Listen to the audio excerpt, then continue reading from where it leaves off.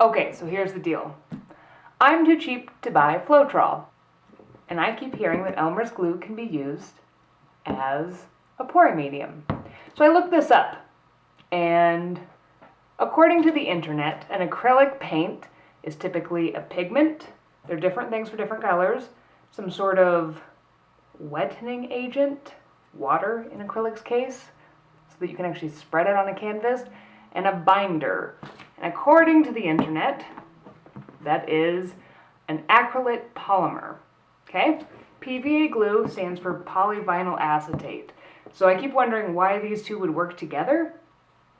And I think it's because they're both part of the vinyl family. So they should work together. Let's find out if I can use this as a cheaper alternative to floetrol. Okay? Rather than start at the beginning, let's start at the end. Here's the final result. Which of these two paintings do you think I made using only water as a pouring medium? Comment below. If you've watched the other videos in this series of videos on fluid painting, you'll know that I'm trying to demystify fluid painting by actually narrowing down all the variables so that we can best control our paintings to get the desired effect we want. Today, we're going to be exploring using PVA or Elmer's glue as a pouring medium. So what does the internet say about Elmer's or PVA glue as a pouring medium? According to it, it will result in less muddy colors, better adhesion, faster drying time, and a lower cost than using floetrol. Obviously not lower cost than using water. During this test, I'm going to treat all the colors the same, so I'm only going to show you this with one color, but I'm going to mix up my color, distribute it equally among 2 cups, and then in the left cup, I'm going to add approximately equal parts of Elmer's glue, PVA glue, and a little water in to get it to the consistency I need it to be. And in the right side, I will only be using water to thin. So here's the process of doing that. Even though the glue is pretty viscous, I did have to add less water to make it the right consistency, so it's not quite as thinned down by just using water, but you do have to add some water in order to make it thin enough to pour. Let's go ahead and take a look at the colors, the differences between the mixed up colors I made with the glue versus not with the glue. So one of the promises of the PVA glue is that it's supposed to result in less muddied colors, but honestly, other than the green, I really feel like the colors are diluted with the glue.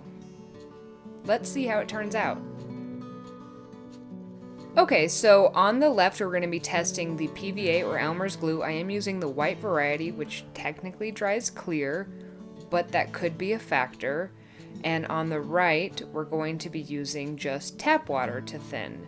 And I'm going to be using a dirty cup pour just to keep it kind of as simple as I can.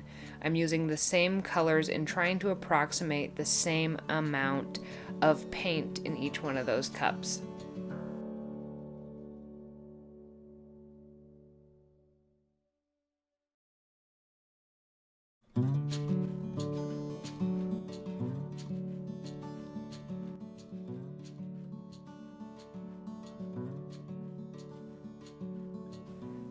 So looking at each of the cups, the PVA glue looks pretty standard, traditional layered colors, and in the tap we're getting more cells.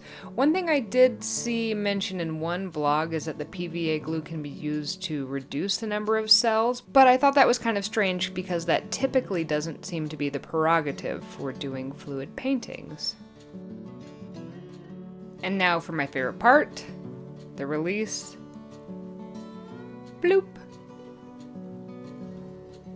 I don't know why it's so satisfying, but just to see the initial flow from those cups is just great. And again, I will use this as a teaching lesson. Make sure that your canvases are leveled. You'll notice that right away mine start running off to one side or another. Now this is going to happen a little more on these smaller canvases, so you'll have to worry a little less about them in general on a larger pour, but for the long term it'd be better to make sure your canvases are leveled.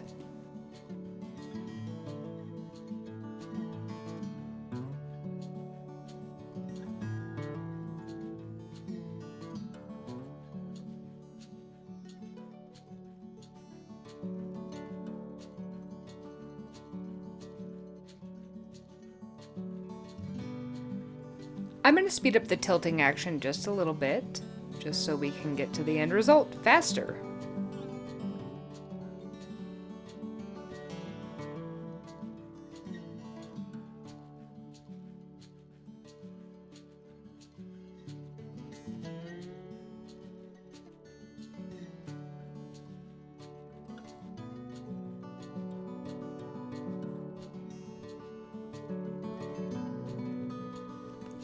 My first reactions of this pour at the beginning are that the PVA glue does keep the darks darker and some of the lights lighter, and it initially looks like the tap water is more muddy, but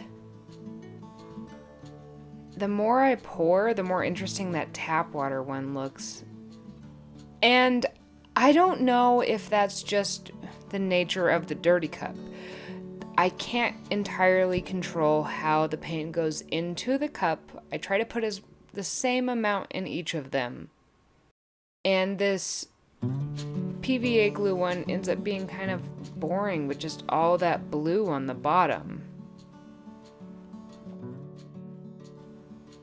So eventually I actually kind of paused and I let a strip of bright green and then another strip of like the excess from the dirty cup pour onto the canvas, because I wanted to add a little bit of the brightness back so that I wasn't judging the end result of this based on how much I liked the end result, because I really liked the tap water one and just how it looked, because I thought the PVA one turned out kind of boring. Here are the two finished paintings. I do really like both of them. I'm glad I added that strip of green. And indeed, the PVA glue one has less cells, so I guess if that's something you're going for, you could use this as a medium. Let's go ahead and hit this with the torch to see if we develop any further cells and just see what happens.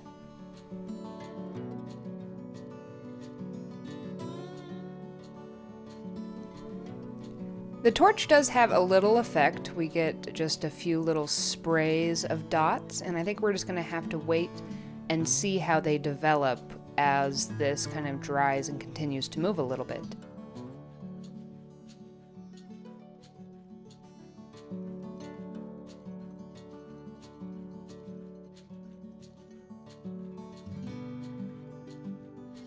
Let's look a little bit more at our finished paintings.